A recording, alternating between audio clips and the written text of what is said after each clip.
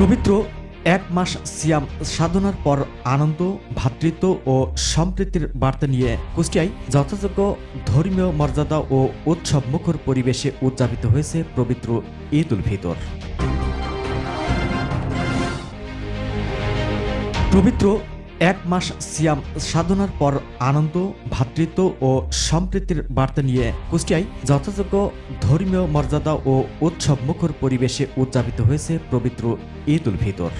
জেলার বিভিন্ন ঈদগাহ ও মসজিদে বিপুল সংখ্যক মুসল্লিদের অংশগ্রহণে ঈদের জামাত অনুষ্ঠিত হয়। শহরের কেন্দ্রীয় মসজিদে সকাল থেকেই মুসল্লিদের ঢল নামে।